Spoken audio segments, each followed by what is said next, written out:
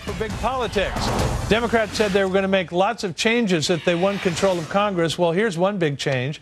They finally figured out a way to improve on the public practice of earmarking. Democrats have shut down the agency that actually identifies who and what last-minute information is being slipped into a bill. So now that they have the power, is this all part of a big cover-up? What are the Democrats trying to hide? With me now, Oklahoma Senator Tom Coburn. So, Tom, you know, these earmarks, pork, led to corruption charges against Republicans. A lot of people think that that's why, part of the reason why the Democrats were swept into office. They promised they weren't going to do it anymore, but now they are. Plus, they went one more step. Tell me what it was. Well, the CRS, which is a branch of the Library of Congress, has refused to give to the senators a list of the earmarks in this last year's appropriations bill.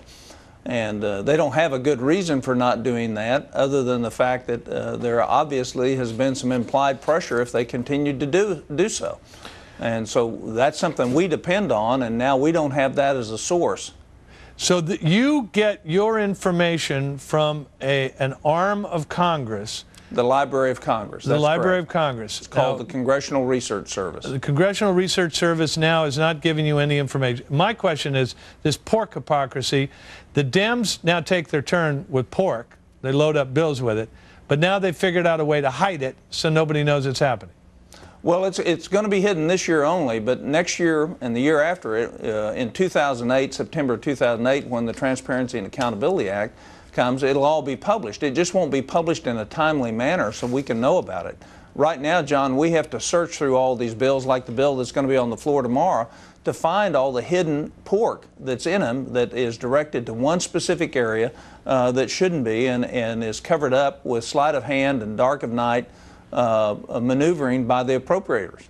Now, this is, who gets to, the majority party gets to slip earmarks in, right? I mean, it was the Republicans' turn when they controlled. Now it's the Democrats doing it. Have I got that right?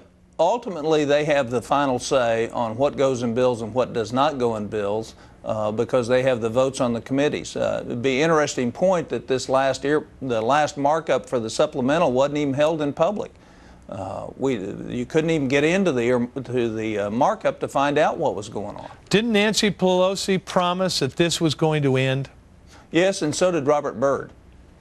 So what happens to those promises? Well, my job is to make sure the American public knows about it and knows that how dangerous earmarks are for us in terms of, right now we have a government we can't afford, and one of the biggest reasons for that is because of earmarks. Do you, some of these projects that we know about are farm projects, or, you know, spinach research and other sorts of things. Are you saying that those are things that the Republicans wouldn't have put through, that they're only Democrat pork? Well, no, I would agree with you that there's pork on both sides of the aisle, but the problem is the battle that's shaping up is, can we afford to do things that aren't absolutely necessary now when we're borrowing the money from our grandchildren? Oklahoma Senator Tom Coburn. Tom, thanks very much. Appreciate you coming on. John, good to be with you.